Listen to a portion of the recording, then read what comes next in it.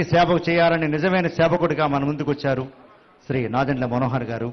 వారి యొక్క సందేశాన్ని మనకు అందించవలసిందిగా కోరుతున్నాం.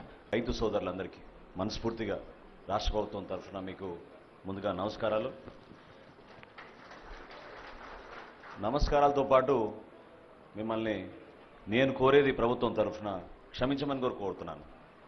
ఎందుకంటే మీరు పడిన కష్టాలు, పంట పండించడంలో మీరు ఎదుర్కొన్న అనేక సందర్భాల్లో ప్రభుత్వం నుంచి వైఫల్యాలను కూడా మీరు చూసి ఆ ఇబ్బందిని తట్టుకుని తరతరాలుగా మీరు మన జిల్లాకి మంచి పేరు వచ్చేటట్టు మీరు కష్టపడతానే ఉన్నారు.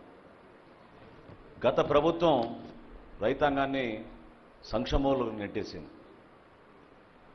ఏ దుస్థితికి తీసుకొచ్చారంటే కష్టపడి పండించుకునే ధాన్యాన్ని అమ్ముకున్నాక చేతికి మాత్రం సొమ్ము చేరలేదు.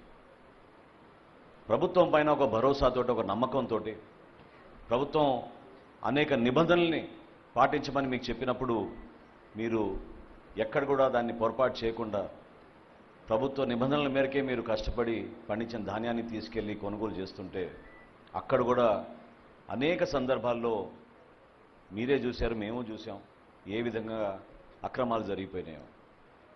స్థానికంగా ఏర్పాటు చేసిన ఈ రైతు భరోసా కేంద్రాల వలన ఎంత నష్టం కలిగిందో మన రైతాంగానికి మనందరం చూసాం.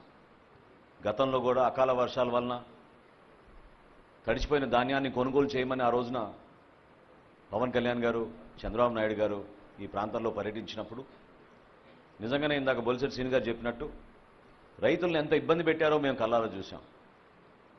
లారీలు తీసుకొస్తే 2 రోజుల తర్వాత రమ్మండం, ఆ 2 రోజుల తర్వాత మళ్ళీ తేమ శాతం ఎక్కువ ఉంది, వాళ్ళు రాసిచ్చిన రసీదు ప్రకారం మేము కొనుగోలు చేయమని చెప్పడం, నానా రకాలుగా వాళ్ళని ఇబ్బంది పెట్టి చివరికి వాళ్ళ చేతుల దగ్గర నుంచే డబ్బులు తీసేసుకుని రైతుల దగ్గర అప్పుడు వాళ్ళు కంప్యూటర్లో ఆ రికార్డులు ఎక్కించడం అనేది మనందరం చూసాం.